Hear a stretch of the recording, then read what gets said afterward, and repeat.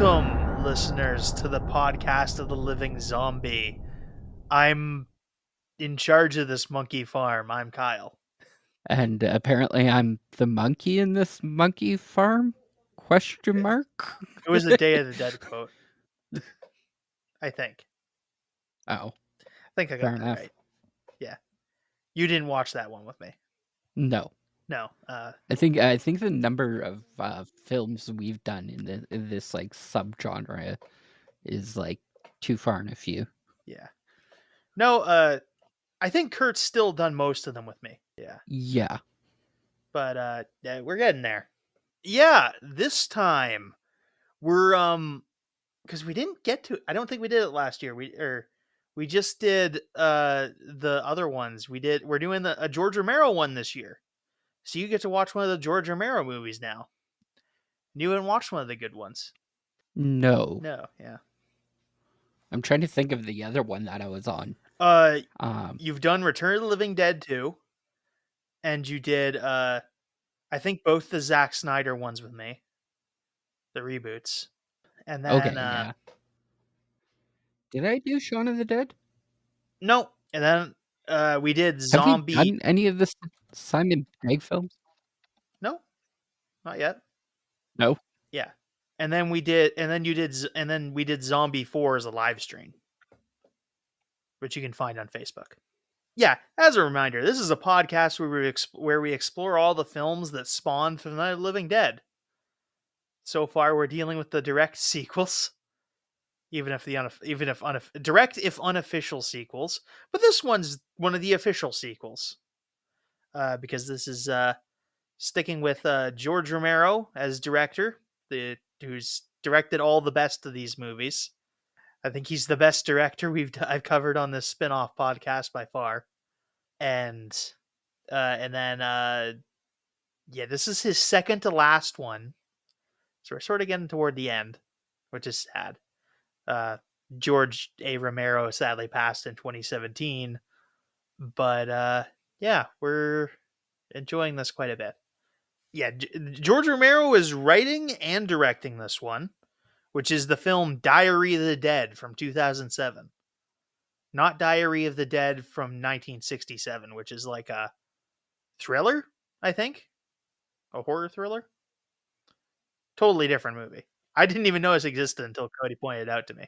Yeah, because um uh so when I steal stuff off the internet, not to talk too heavily on this, this movie is up on Amazon Prime. I just haven't Yeah. used Amazon Prime in a really long time. Mm. So when I steal stuff off the internet, it brings up pretty much anything under the same title or like title adjacent. So sometimes they'll throw a weird one in there. But yeah, I should have guessed that it was the Yeah. 2007 film. Yeah. I'm just Night of the Living Dead, for the record. those ones had very. Yeah. Night of the Living Dead, for the record, came out in 1968. So I'm actually kind of interested in going to sit down and watch like both of his two other films, which is The Crazies, which came out in 2010. I think I might have watched it when I was younger. I might not have. I can't remember. And apparently it's a remake from 1973 or something like that. Yeah. 1973 film of the same name. So yeah. I mean, you should also watch Night of the Living Dead, which is definitely the best movie of any of the Dead movies. Probably one of my favorite movies of all time. I think if I like just because it is October, like I'll probably watch a little bit more like horror films than I normally watch. I recently actually sat down and watched Alien Ooh, for the yeah, first time in my life, which is quite insane. So that was interesting, but it's definitely not zombies. So I'll go watch Shaun of the Dead probably Shaun of the Dead is like good. maybe after this. I like Edgar Wright and I like Simon Pegg, so that seems kind of up my alley. Good film. Yeah. Hopefully it's a little bit better than this. Yeah, I'd say I mean, yeah, I like that a bit better. It's also a comedy. This is more of like an actual like just straight horror movie. I would argue that actually I saw a post recently like that was talking about the Twilight films, which made me look at the Twilight films a lot differently. And the post was about, instead of watching it as a having it being directed as like a very serious like storyline, they should have like shot it in the style of The Office instead, and then they kind of done like a couple of clips of what that would look like, and it's definitely way better. So um, Yeah.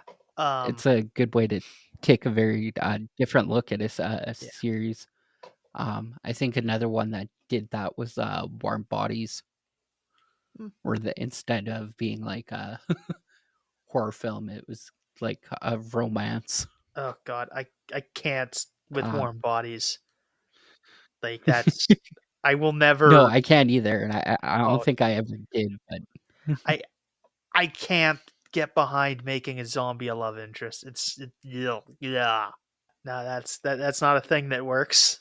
Yeah, this is sort of actually this is sort of a kind of he made like this comes from like the this period between 2005 and 2009 where he made where George made three of the like released three of the films in pretty quick succession, which is kind of different because I mean, Night of the Living Dead is 68, Day of the Dead is 85, and then he leaves it until straight until 2005. It's and then we get like another three films, two more films in like 6 years, which is kind of nice. And I don't know if that's just where he was in the mood for. Maybe it was just how he was able to get the money easier. This movie didn't make a lot of money. It only made like $5 million, but the budget was only like $2 million. So that works out. And then yeah, this was independently funded and everything. But it was distributed by the Weinstein Company, so it's got a little bit of that. But he paid for it all himself. Production, whatnot. This one's a little bit different. I'm surprised, so surprised he went this way. This is a found footage movie, even though it's shot very differently than movie yeah. you. Yeah, I don't think that there's too much editing in this for me to be like, "Oh, this is a Yeah, found footage movie." So, I mean, like, definitionally, it I've never is. like Yeah, I've never really enjoyed the genre of like found footage films. I think maybe like the ones that did it best were probably Chronicle. Let me just double check on that, but I'm pretty sure, yeah, Chronicle was a group of teenage boys who found like a meteor that gave them superpowers or something. Yeah, I've always meant to watch that, but I never superhero have. film. Oh, it's really good. Yeah, It was done with by a screenplay by Max Landis, who co-wrote Dirk Gently, which was a really good film with or TV series with Elijah Wood in it. So yeah. This is a little bit atypical for the genre. Like he had in interviews, George has said that he didn't watch like I think the big contemporary comparison you'd make is this to Cloverfield, which came out in when did Cloverfield come out? Uh, but yeah, I think that's the next closest film. We're in that area, but he didn't watch that. He was more trying to improve off like he had seen Blair Witch. Okay, Cloverfield comes out a little bit later. yeah, that was going to be my other point. And then there was I guess District 9. Yeah, District 9 was really good, and it was another found footage film. Like I think the ones that did it the worst, in my opinion, were like Paranormal Activity, and people really like the Blair Witch Project, but I don't think I've ever sat down and watched it, so I don't know how I feel about it. I haven't seen it all the way through. I understand the merit, but I can also see like it's also a pioneering film, so I absolutely believe it has flaws. Fair enough. Yeah, where and like This film's a little bit different in that he does use like a proper cinematographer, George. So like everything is pretty well shot. Like this movie seems a bit more staged than is maybe typical. And I mean like staged in the way like a proper movie's staged, not like reality TV staged. Like you forget that they're doing a found footage thing sometimes. And granted, based on the premise of this movie, they are using professional quality movie cameras, and we do see what they're using. And they're the full on shoulder sized like cameras. So they're very heavy. It doesn't make big use of shaky cam, which is another really refreshing thing. Which a lot of this is kind of to an extent what you're saying there is just like, oh, it's nice that it's being less of a found footage movie, which is fair, honestly. But there are just the odd scenes where it's just like, oh, that shot is just perfect, and it just does not fit in the. I think should you have a perfect shot in a found footage movie? It's just like a genuine question. Or does that like defeat the purpose of the medium? The film's shot in like Toronto. Joshua Close plays the lead. He's not related to Glenn Close, is he? I don't know. I don't think so. A lot of Canadian actors who they just do a or just do a very good job. No, he's not related to Glenn Close, as far as I can tell. Yeah, he's an extra in a bunch of movies and TV shows.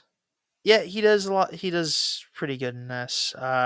Amy Lund, a lot of. I don't think there's any really big names. Everyone here's got like a wait. Sean Roberts. I think maybe Sean Roberts Sean Roberts appears to be in some of the Resident Evil movies. He's in like 3 of them, 4 of them. Yeah, Sean Roberts is in like 4 of the Resident Evil movies. I've never seen any of those, so I don't know who he is. Um, Oh, he plays Wesker in the Resident Evil movies. Huh. How about that? I never would have guessed. So yeah, we got him, Amy Lalonde's, Michelle Morgan playing leads. Yeah, just lots of characters in here. I don't think anyone's like super big. Sorry, I'm just trying to figure out who the professor is in this movie. Oh yeah, there he is. Okay, Scott Wentworth is like the oldest character in the movie. Yeah, so this is a bit of an odd thing. None of these movies are in continuity. This is like stated to be like sort of a reboot, but I don't think that phrasing really works. I think I think you'd be hard pressed to say any of the Romero of the Dead movies are definitely like together. Like they all like you can definitely argue that like a bunch of them happen in the same universe, but they don't happen in the same times, and there's just a lot of differences there. None of these characters ever interact, mostly because they all end up dead by the end. I think if you have a of the Dead movie that's has a happy ending, you're doing it wrong, or at least an ambiguous ending. Yeah, fair enough. Yeah, at best it's just like, oh yeah, these people are probably dead eventually. But yeah, what is this thing's Rotten Tomatoes actually? 61%, Last time I 60. 5.5 on IMDb. I think it probably deserves a bit more than that, but I don't know how much more. But yeah, into the plot of the movie with a bit of with a voiceover from Michelle Morgan, who plays Deborah in this movie. She's giving a bit of voiceover and is explaining to this other footage, which doesn't feature any of the main characters, but it's just like an early bit of footage that leaked online that was about the zombie apocalypse that we'll actually see them viewing later in the movie as we get into the main crux of the film. Um, this is what we see is a news crew reporting on this double murder suicide in regards to some undocumented immigrants. It's reported that some guy killed his wife and son, teenage son, and then turned the weapon on himself.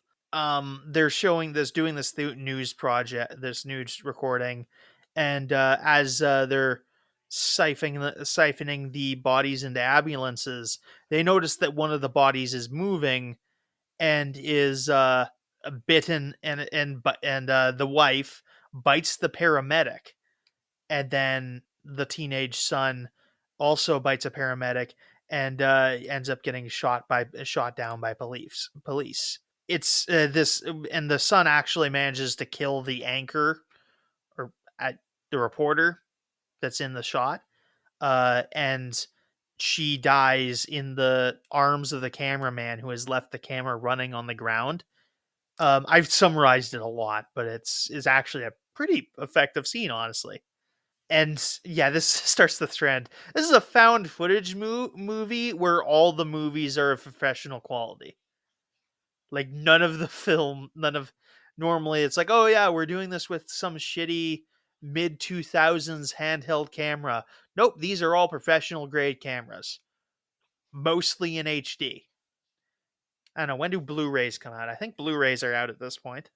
February 19th, 2022 was, or 2002 was when it was first announced. Okay, yeah, so they Um, probably have Blu-rays at this point. Commercial release of Blu-ray discs came out in 2006, so it would have been 2007 when this film was shot. So yeah, like Blu-ray technology was in theory Just out barely.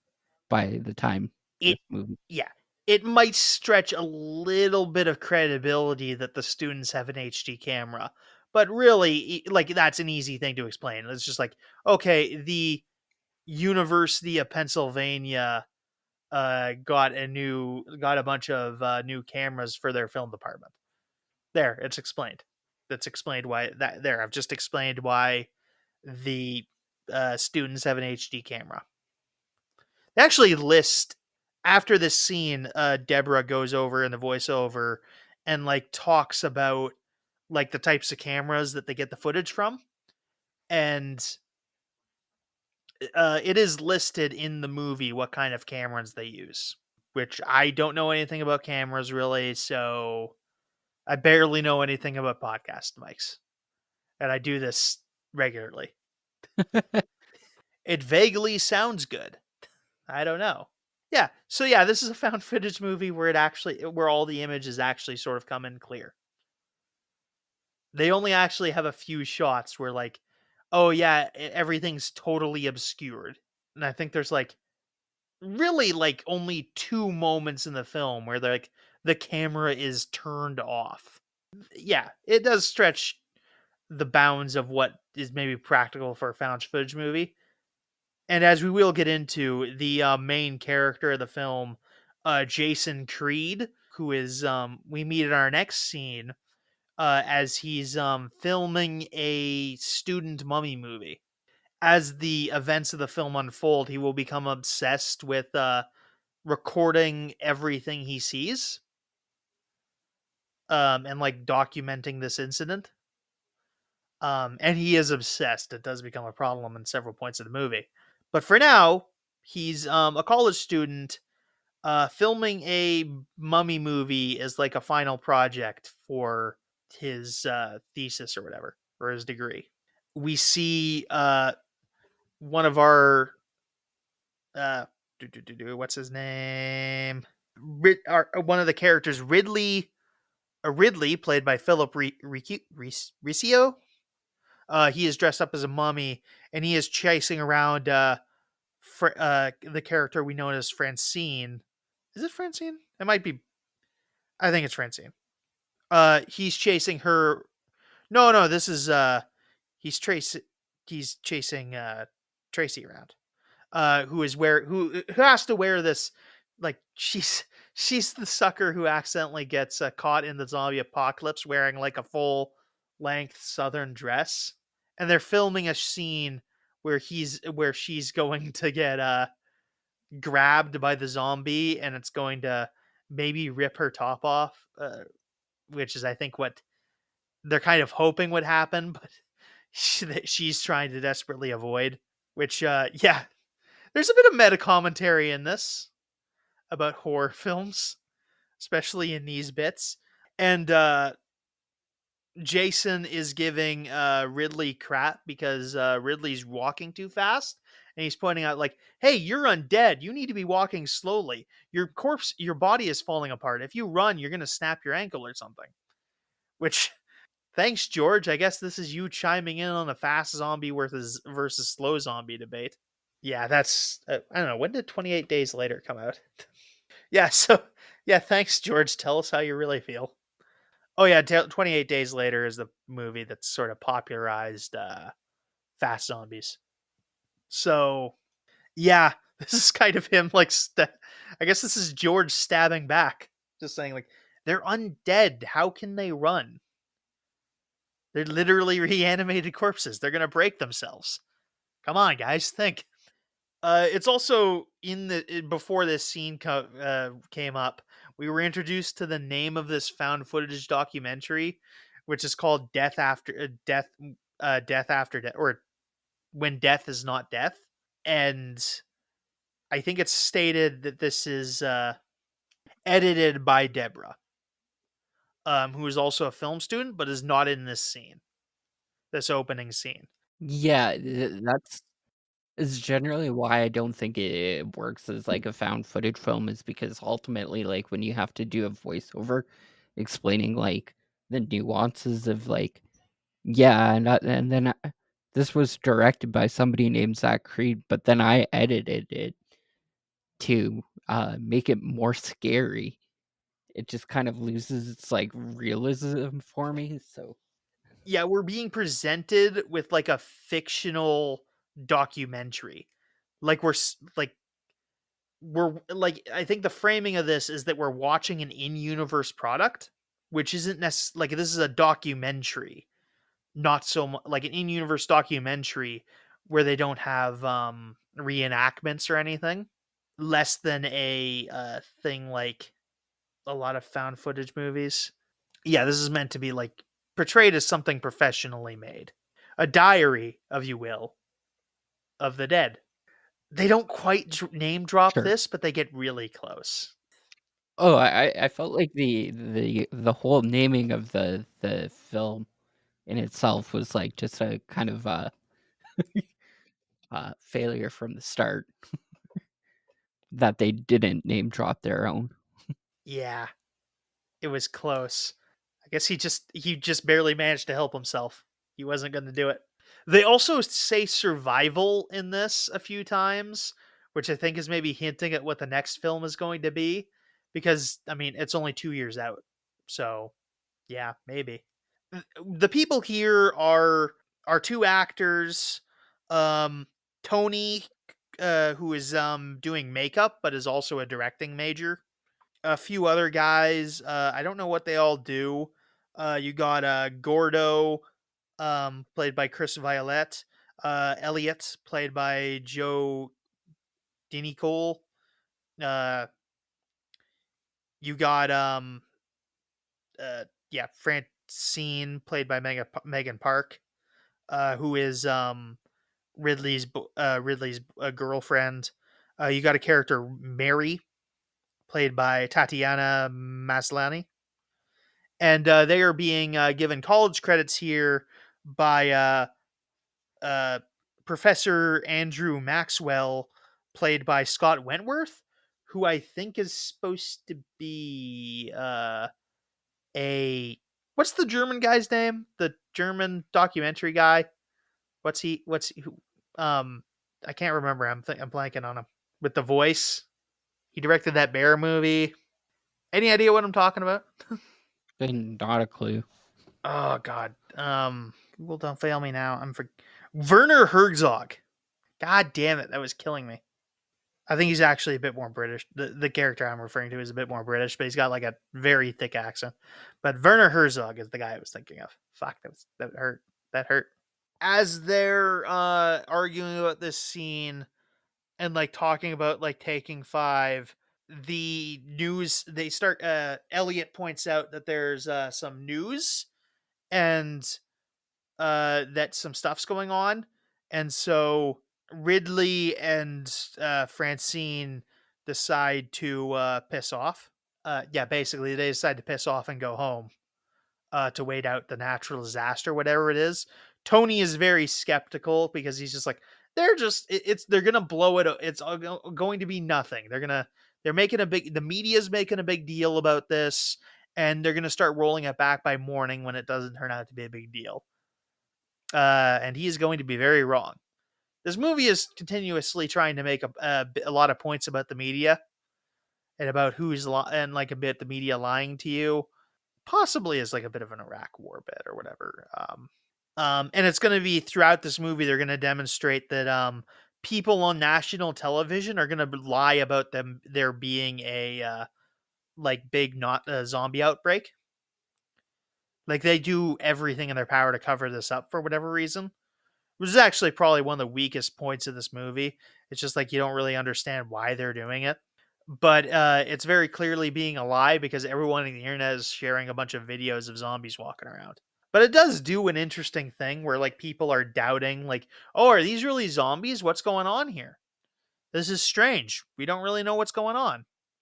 And of course, they don't call them zombies in this movie because they never actually give them a name in this movie, which I don't know that any of the Dead movies have really bothered, which people have made into a big thing, but I really don't. I mean, as I've learned more about like the history of the Hollywood zombie, I've kind of I've kind of found myself making less of a deal of it because lots of stuff just starts making more sense. I've talked about this on the show before, but of the idea that the zombie is just a word we use for these things, and it's not entirely accurate. There is obviously like a big disconnect between this and the original folkloric zombie figures that we get from like Haitian and voodoo cultural tradition, because the voodoo zombie is a very different thing, and the comparisons here were made more because they stumble around like voodoo zombies. It's not so much because they're the same thing. But yeah, you could call these things more like ghouls, which I kind of like to call them, honestly. But moving on. So Ridley, the main actor's left, so they're gonna go check on Deborah, who's at the dorms and hasn't been working on the film. As we'll find out later, this is because well, I think they are dating. Maybe they don't really work well together. Him, Jason, and Deborah. Jason doesn't get a lot of screen time, even though we do hear his voice a lot. He is holding the camera through most of the movie. And as you're walking through it, you have this open question of like, oh yeah, when's Jason gonna die? And it could be at any time, really, because he's just did most of it. I think the fact that they credit him as the director of this universe commentary imply he makes it most of the way through the movie, but it's clear that he's living on borrowed time. Yeah. Also, if somebody is like going through a zombie apocalypse and like one person was like, "Hey, I need to have somebody sit here and record this for me," I'd tell that guy to fuck off. Oh yeah, they do a few times. Okay, fair enough. Like the only thing that that I like. Like, I think I stem from like mostly like a Walking Dead aspect of like zombies because that's probably like the series that I've watched the most based on zombie apocalypses. And if somebody was like, "Oh, I can't run and get water with you guys because my hands are full cutting this documentary together that I'm working on."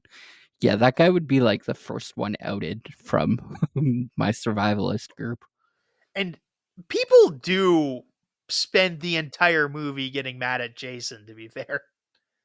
Like they are mad at him a lot, justifiably.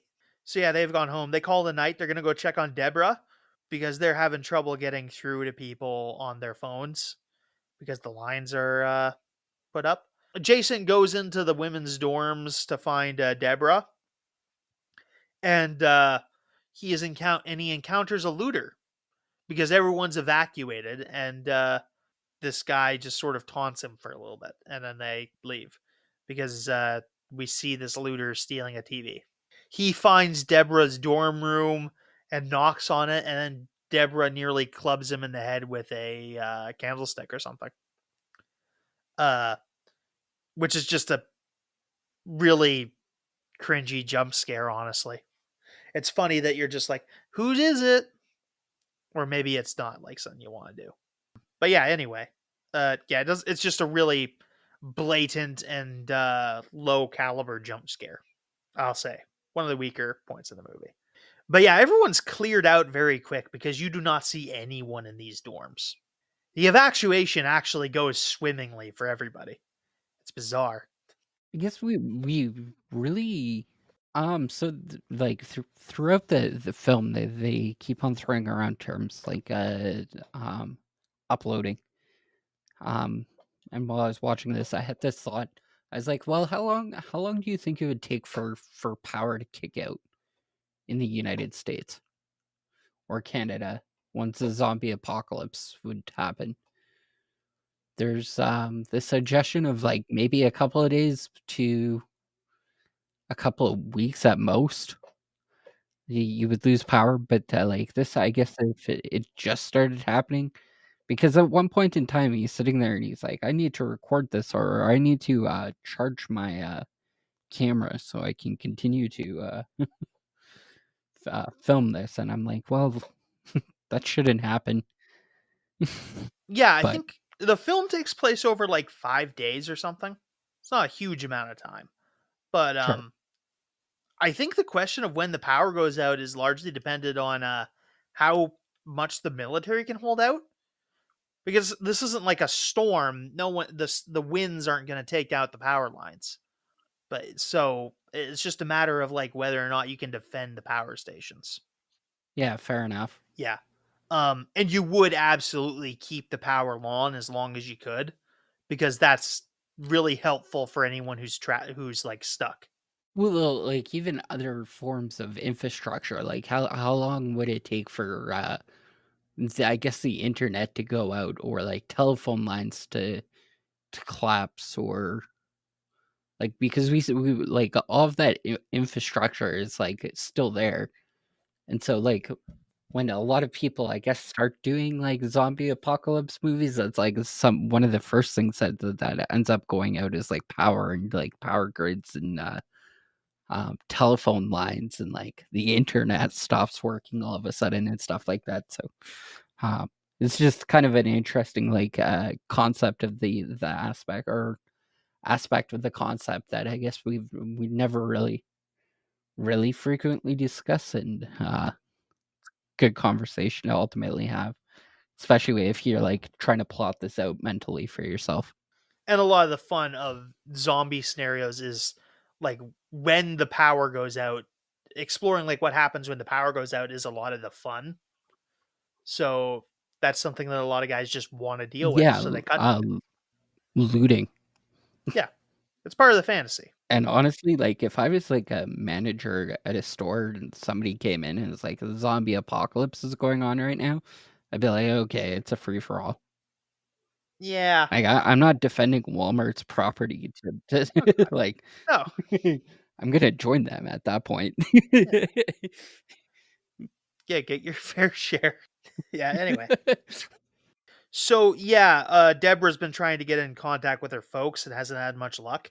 Yeah, there's a lot of phone problems here in this movie. Perhaps even maybe too much. I don't know how much it takes to clog the like cell phone lines, which is maybe just something that George Romero doesn't understand. Yeah, I don't. Yeah. I Cell phones are mean, I still guess sort if of like new. It's multiple 2007. like people, I think the iPhone's yeah, like but a year like old. I don't think you can clog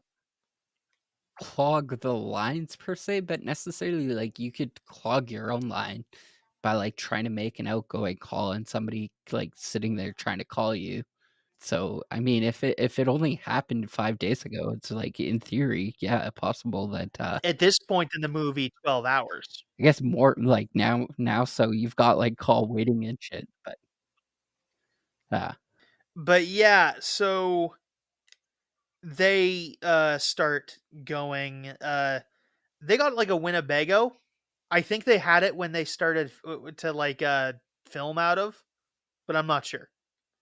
But they just have a Winnebago, and that's what they drive around in for the whole movie. So they're driving away. They're going to go to Scranton, Pennsylvania, to go drop off Deborah at her parents' place to go check on them. And on their way there, they notice that there is a state trooper turned or a highway patrol guy. No, state trooper. He's and his car's turned over and on fire after getting into a crash.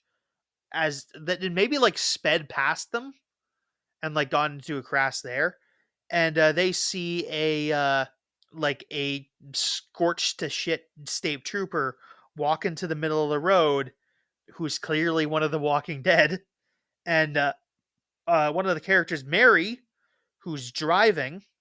Mary also has like a rosary, which is very subtle symbology.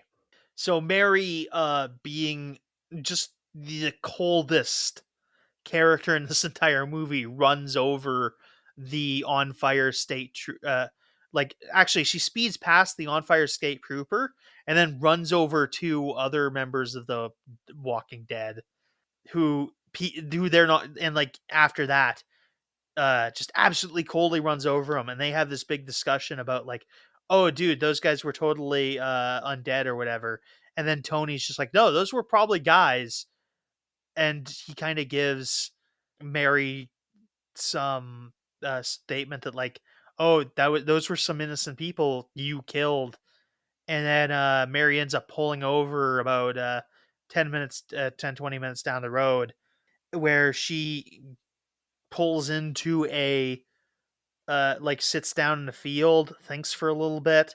They're all standing on the side of the road waiting for her to get her bearings. When their conversations are broken up by a gunshot, and Mary has shot herself, just seemingly out of nowhere. No one even knew she had a gun, which is just crazy. That was a legitimately like sort of shocking scene, kind of out of nowhere, but not.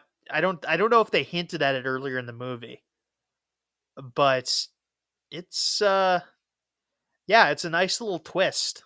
She apparently survives the initial gunshot, or at least they feel a pulse on her. So they move to go get her to a hospital.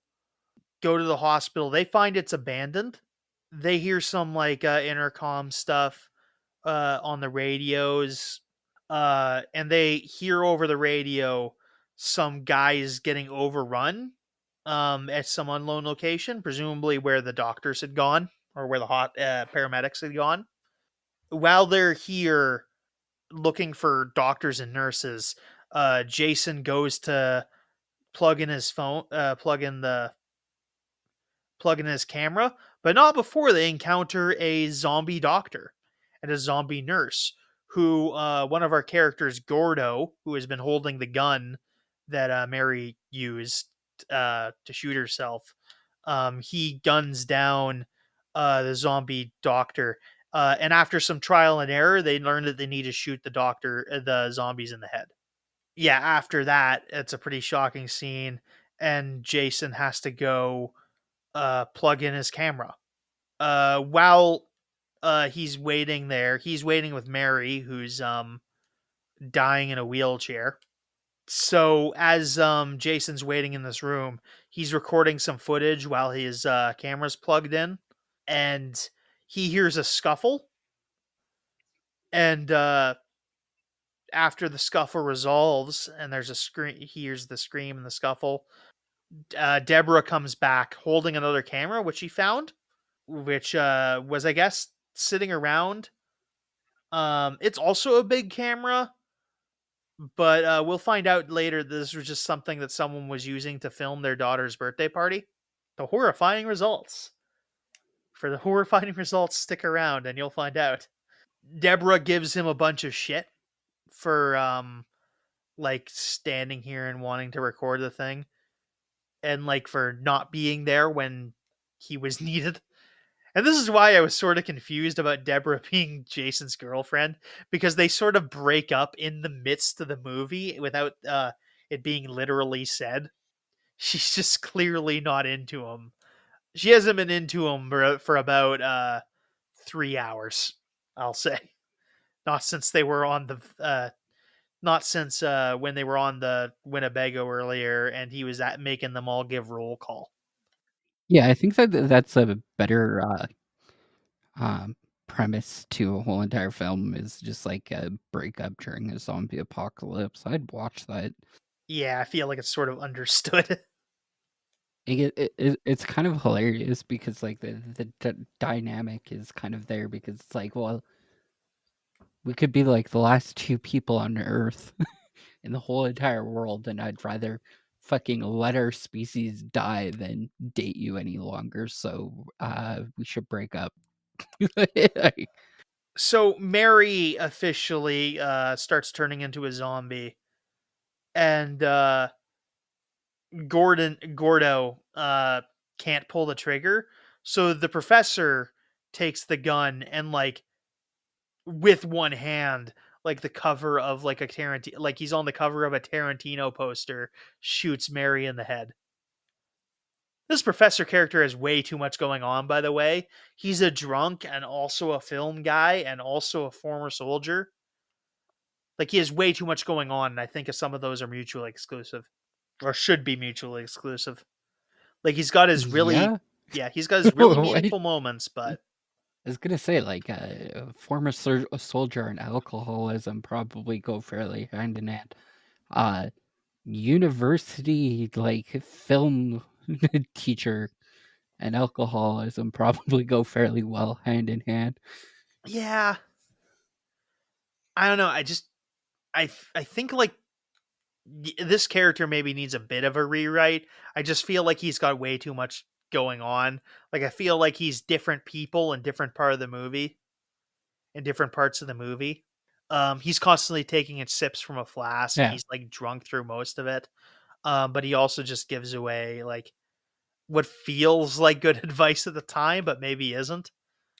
He kind of encourages, but also talks shit about Jason.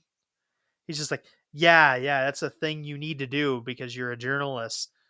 And like he's saying, like, yeah, he's doing this because it's in his nature, but also like not being happy about the nature. I don't know. There's just a lot going on with this character. I don't know. Maybe I think maybe they needed a second guy, but that's just me. I can see the argument. I can see your argument too.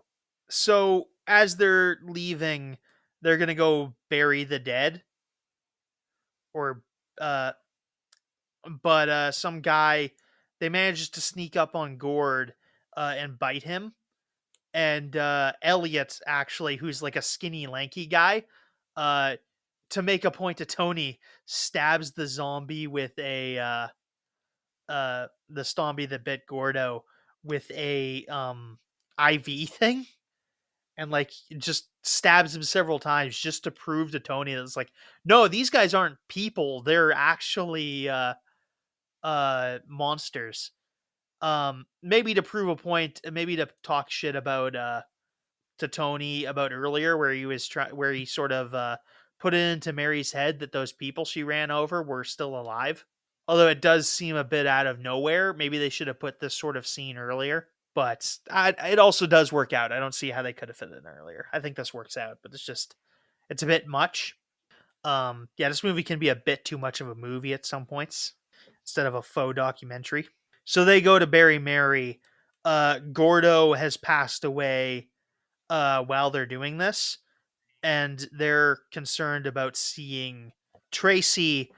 Is concerned about whether or not Gordo's going to come back at all, because Gordo's kind of her boyfriend.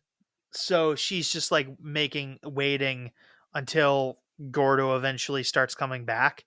Eventually, Gordos does start coming back, and Tracy has to shoot him, or she shoots him herself, and then they end up burying the dead, and start driving off. It's at this point they've kind of like it's revealed that like being bitten by a zombie in this movie does turn you into a zombie. But it's also established in these movies that like as with all of the dead movies, that die anyone who dies becomes a zombie. I don't know, maybe it was just because Walking Dead tried to make it into such a twist, but you forget that's how it works. That was how it originally worked in the Of the Dead movies. You don't realize how much about modern zombie movies steal from George A. Romero. Maybe it's just because George Romero was alive for most of the history for like almost the like it is going to be a long time before there are more years ahead of George Romero than were behind him. Most of the history of the genre involves him. But I don't know where Romero introduces into his anthology that zombies come back from Oh, the dead regardless of the first one. whether or not you're bitten. So Yeah, the first one. the first one.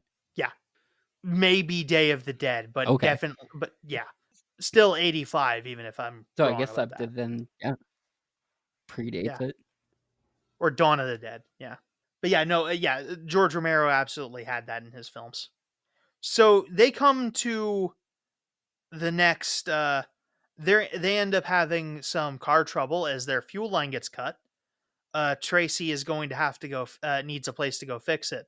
And they end up stumbling upon this farm. And the only one there is this one deaf Amishman, which is just weird. First of all, Amish live in like communes. Why is he on his own? Yeah, I don't know what to tell you. This scene was like so like so insanely shot that like I can't really do it justice trying to sit here and explain it to you. So if you've got a second to go look for the whole Amish introduction scene from this movie, and you'll see just how like ridiculous it is. So Yeah. So the guy's name is Samuel. He communicates with a chalkboard. But yeah, it's actually really weird that he's on his own. Because does that mean the rest of the rest of the community's been killed and he's the only one left, or did the rest of the Amish people abandon him? Which at which point I don't know if I don't know if my opinion of the Amish was high, but that's just to abandon a deaf old man to the zombies is like a bit. I would not have I accused the like to Amish of doing that. I like to think that they went looking for him, but because he's deaf, like Samuel can't hear him calling for him, so he just kind of wandered off. Oh, or like he had wandered off before the evacuation and got left behind. As we had pointed, and as we'll soon find out, this place is crawling with zombies, and they have to take refuge in a nearby barn. Yeah, and I guess we've never seen like an Amish zombie that I'm aware Oh of. yeah, no, none of the zombies we saw were dressed up in Amish gear. I don't think. Not a lot of them, anyway. Or maybe I've just like I've learned to like ignore background characters to such a Um, extent that I don't pay attention to what the zombies look like. yeah. A note on the zombies: they are not done in heavy makeup. Most of them are just like sort of guys that are stumbling around. There's not a lot of makeup going on, so like a lot of them look just very basic. There's not a there are very few elaborate costumes for the Which zombies is in kind of this. funny because yeah, because the guy who did this film in 2007 actually went on to work on The Walking Dead as I think the lead makeup design for the TV series, and he also directed a number of the episodes. I think 37 of the original run of The Walking Dead, and some I guess Fear the Walking Dead too. Hmm. Um, Aw. so it's interesting to see the overlap between this film and The Walking Dead, but yeah, They definitely did it better in The Walking Dead, Um, but okay, yeah, there is a 16-person makeup division on this film, okay. Well, I mean, you'd have to. I guess, but there's not a lot of zombie makeup in this, to be fair. You be like, I guess if you're not really doing numbers, then it's kind of easy to get away with. Um, Also depending on your camera work. Greg Nicotero is the guy you're, I think, referencing. Yeah, he's done this. He's done a bunch of movies. He's done a bunch of The Walking Dead. He's done like Werewolf by Night, Fallout. I'm just curious what else if he did any of the other Romero movies. It is near the. I haven't even seen this one on here yet. It's near the bottom of this list. Yeah, Tell you what. he's been Oh, around. yeah, he ends up doing Survival in 2009. Well, I think he did all the works of George R. R. Romero for the makeup. Yeah, he does. He did Land. Oh yeah, no, he did them back to Day of the Dead, which was 85. Although he got his start as an assistant makeup guy on Day of the Dead. So yeah, he goes all the way back. Yeah, he did that. He was on Evil Dead 2. So yeah, he's been in there. Okay, yeah, no, I was curious about that because you said it. So yeah, they got dozens of zombies around them as they're fixing the Winnebago. The bulk of the crew ends up sneaking out into like the bottom of the barn in order to like defend themselves while Tracy's still repairing the Winnebago. She almost gets caught by a zombie, but Samuel ends up saving her.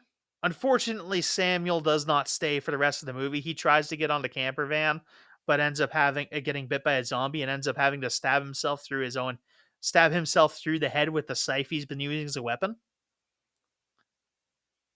which is just wild. It's pretty cartoony actually. Yeah, I don't think that's how that works. Yeah, no, well, I mean, you could stab a guy with a scythe. I just think it'd be pretty hard because they're not really pointed. They're bladed.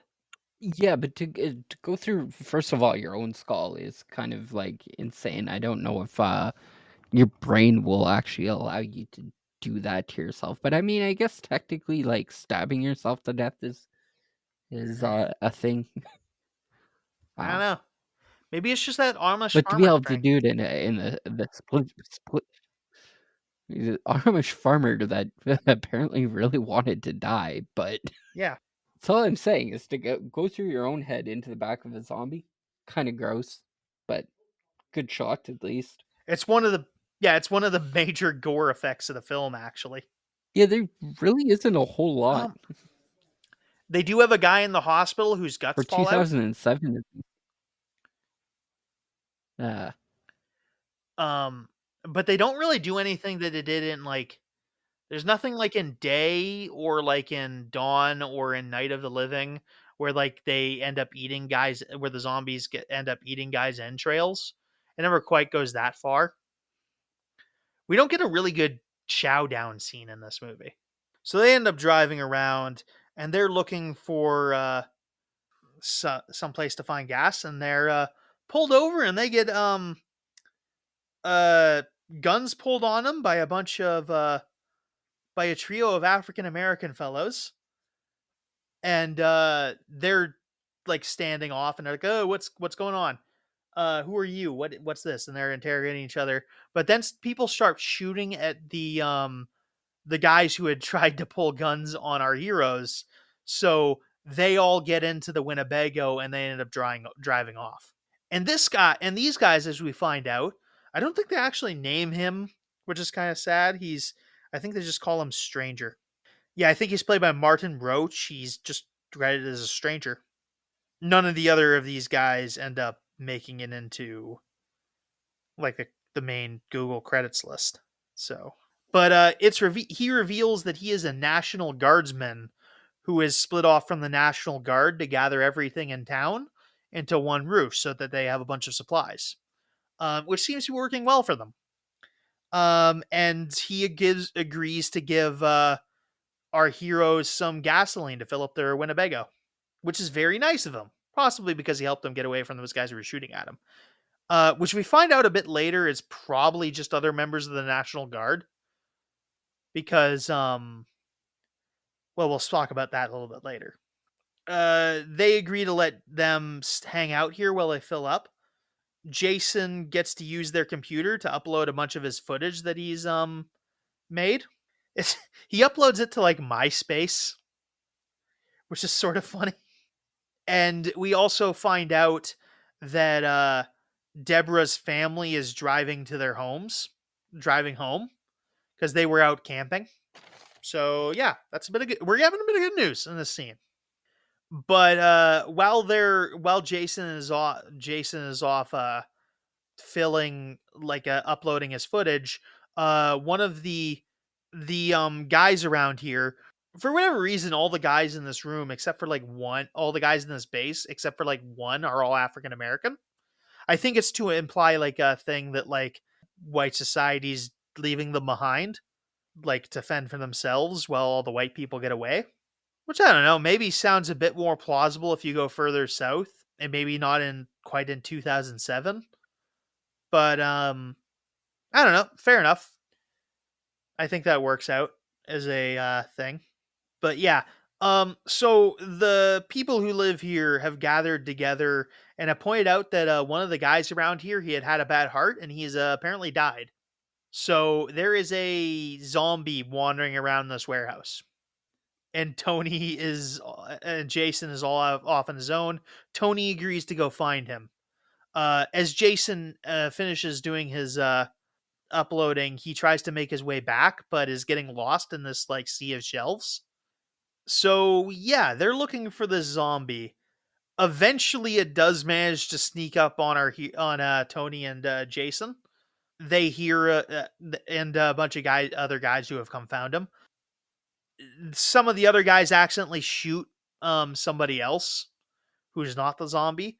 And then the zombie manages to get a grip on Tony, who smashes a vial of acid into the zombie, and we get a kind of a neat CGI effect of this acid slowly melting into the zombie's head, and the zombie eventually dies. It's kind of wild. Although IMDb will point out that some of the acid lands on the shirt but doesn't melt the shirt, which is because this is entirely a digital effect. They're going to leave. They're not initially not going to give our crew any more supplies, and Deborah's just sort of like, oh, well, we're not leaving until we get what you want, and what are you gonna do, kill us? And Stranger's just like, all right, fair game, and ends up giving them a bunch of stuff like weapons and shit. Yeah, hell of a bluff. Fair enough. They get some cell like video from Tokyo somehow through like a message board where this lady from Tokyo is pointing out that Tokyo is not doing too well. And then her video fades out as like at this point the cell service starts going bad.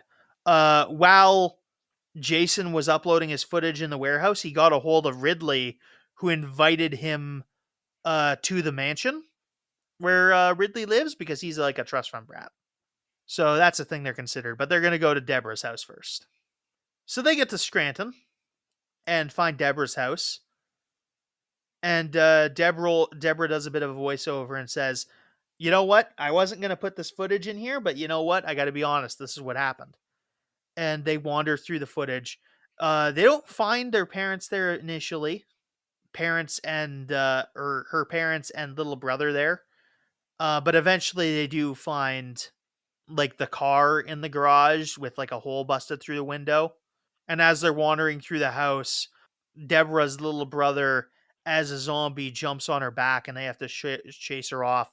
And Professor Maxwell, who they gave a fucking bow and arrow to for whatever reason, shoots the Deborah's little brother through his head. And then ends up shooting Deborah's mom through her head as it's revealed that she was also a zombie. because she was in the passenger side and they got attacked. She was the one that got attacked by the zombie first, so she turned into a zombie. Yay! So her entire family's dead. So they're gonna go to Ridley's. Kind of wild. They Well, gave Maxwell a bow and arrow. I actually brought that up because I've been playing through Fallout 4 recently, Hmm. just for the hell of things, and I was like, this is made by Bethesda, and Bethesda did Skyrim, so why is there no overlap between Skyrim and Fallout? Where like I want to play a stealth archer in Fallout 4. Damn it! exactly. That is exactly the point I'm trying to make, is that in every single zombie apocalypse or post-apocalyptic world, I always see one asshole trying to make a bow and arrow work. Why can I not be that asshole? Like uh, well, we know what your priorities are. That's what's important. well, it's not only like the most like convenient weapon to like fight zombies with, but it's also quiet. You can make your own. Yeah. Lightweight, easy to carry, Yeah. easy to reload. Like there is no downside to it except for it's not a gun. I believe in a pinch you could make your own bow and arrow, Cody. I believe in you. I don't think I could without like some serious look into it. Well, you can start. Also, I think I've shot a bow and arrow a handful of times and it was bad, so Hmm. and it hurt my arm. That's a fun thing. Maybe just pick up. Maybe you need to pick a smaller bow. Smaller bow. Do short bow. Well, yeah, it was like a summer camp type ordeal, so I don't think like the pickings were exactly top of top of the line or anything. So And you're an adult now. It's going to be easier. Anyway, so Ridley's mansion is in Philadelphia. So they're going to Philadelphia. Or like the outskirts of Philadelphia where they put the mansions. I don't know. I don't know much about Philly. We're not one of the Philly podcasters because there's a lot the of them there. Philly podcasters are trust fund babies. So Well, I was going to actually, I know a lot of, I listen to a lot of podcasters who have been out of Philadelphia. It's really common for whatever reason. yeah, I've got no inclination to say like I'm pretty sure if I Google it, what state has the most podcasts? It's probably California. Yeah, it's got to be like LA or something. Yeah. I should actually probably get down to Pennsylvania at some point for reasons. None of you know what I'm talking about. Fair enough. Anyway, moving on. This will become obvious later. So as they're driving there, they find the National Guard with jeeps with guns on them, and they go talk to our heroes, and they're just like, "Hey, buddy, where'd you get all this nice stuff? A lot of people have had some nice stuff. We'd like some nice stuff." And then the National Guards guys run off with all their stuff except for their weapons and the Winnebago. They make Jason turn the camera off also. I think we know why Stranger quit hanging out with the National Guard. That's interesting. Yeah, fair enough. Also, don't know this guy's name. The head of the National Guard in the I don't. Diary of the Dead, but he has like resting not good guy face. That's fair, honestly. I don't know how to. Like, he kind of just looks like an asshole. So they really did good casting here Yeah, because he definitely comes off as an asshole in the scene. Maybe it's just a scene. Maybe it's good writing, but yeah. We get a couple scenes of footage they found from elsewhere. They look into the camera they had found at the hospital and find that it's footage of a guy at a clown at a child's birthday party, and the dad pulls the nose off the clown, and it takes like the clown's real nose as well because the zombie's a clown. the clown's a zombie, and then the zombie bites the guy, and so that was a thing. We also get some random footage of some guys, I think in the military, walking through like this apartment building, and they meet up with this elderly couple who tell them not to go in this one door, and it's revealed that their family was in that apartment. And because one of the guys gets bit, army guys gets bit, and because of that, they end up executing the elderly couple.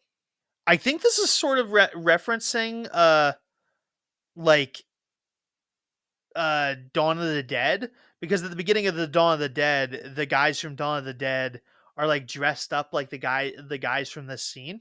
So this is maybe a reference to that. I gotta rewatch. I would have to rewatch that movie, but it might be a very direct reference. They're dressed very similar, except in Dawn of the Dead where they were dressed blue instead of in this movie they're dressed yellow. Yeah, I'm trying to think of just how like fast the widespread information of like the zombie apocalypse happening in like early 2007s would spread, Mm-hmm. They have YouTube. which is kind of like an interesting concept. Yeah, but like post YouTube level of like virality, Mm-hmm. like stuff going like around isn't quite as heavy. Yeah, Like something goes viral and you see it in like your Facebook feed all of a sudden. What I'm saying is like apart from like Facebook or like email at this point in time or like a news story picking it up or something like that, it wouldn't spread as fast. But like also just like the general concept of like somebody finding a zombie like or a clown dressed up as a or zombie dressed up as a clown and like just parading them around a child's like whatchamacallit for like the last 10 minutes. Cause like that zombie's activated, right? yeah, it's weird. The timing on that's weird if you think about it. Like the zombie should be doing zombie things, but he's not. Yeah, He's just like doing clown things. yeah. Did the so the guy So died between getting to that place and putting on the clown makeup? But yeah, this is apparently footage they got off the internet. And they have a few other bits of yeah. footage they get off the internet later in the movie. So they make it to the mansion and they wander through it. And I was very surprised by this scene because some of the music that Deborah adds in the documentary is a song called the rain a rain one of the raindrop preludes from Chopin.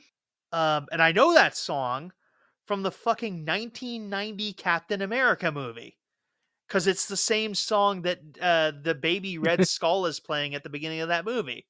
And I was like, there's no way that's the same song. And it was the same goddamn song, maybe just in a different key. See our review of that on this channel that I did with Victoria because, yeah, the 1990 Captain America movie is actually really good. I don't care what anyone says. It may be the best Captain America movie. I own it on VHS. I love it.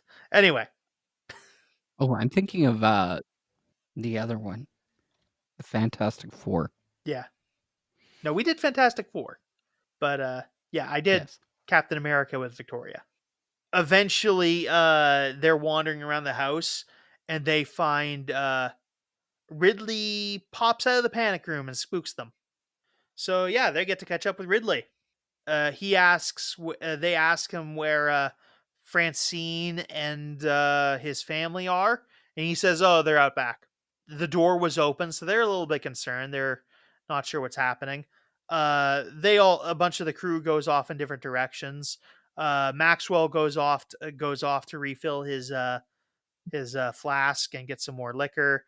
Jason and Trish, what's her name? Tracy, go to the Winnebago so Tracy can get changed.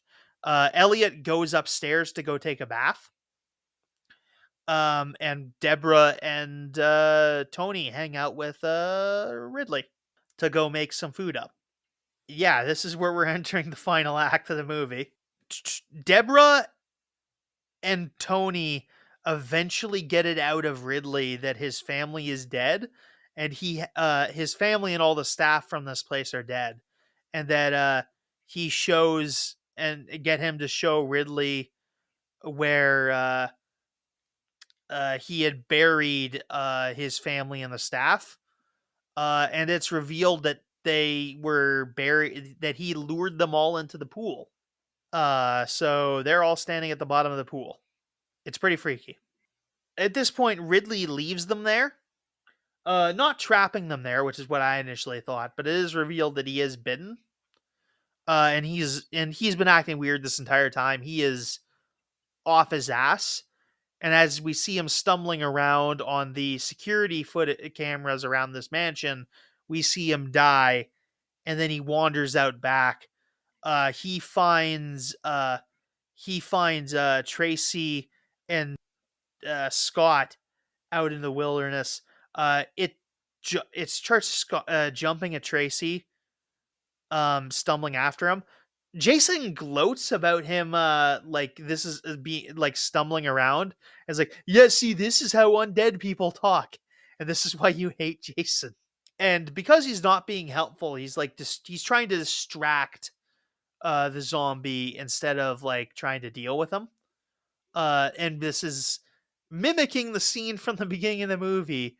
Tracy gets a bit of her top torn away, and she after she manages to get like a stick and knock Ridley over, she ends up leaving and stealing the Winnebago and leaving everyone here alone.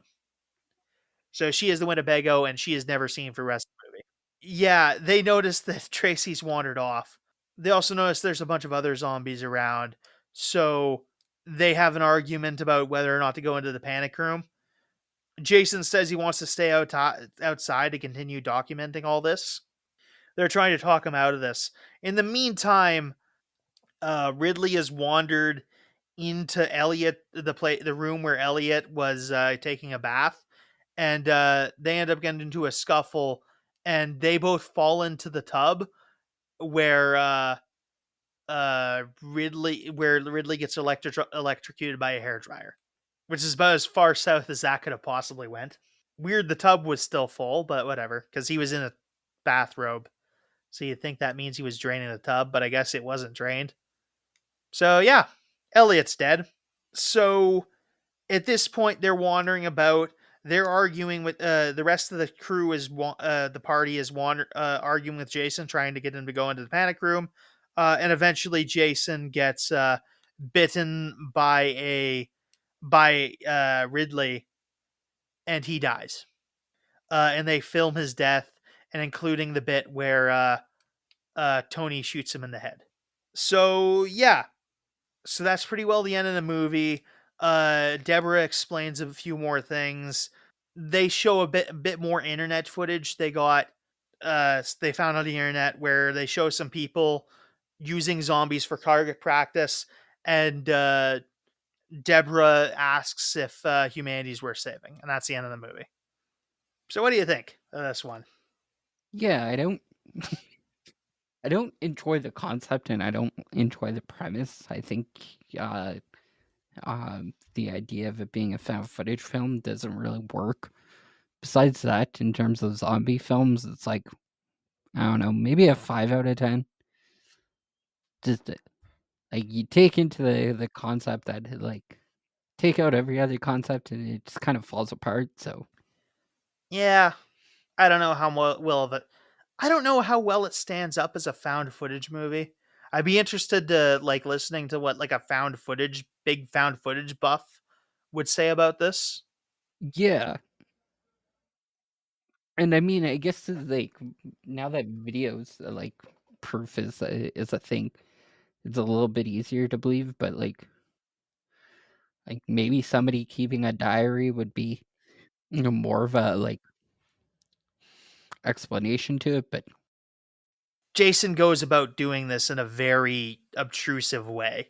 yeah, All right. I'm giving it a solid 7. I'm a reasonable fan. It's not my favorite. I don't know if it might be my least favorite of the Romero films.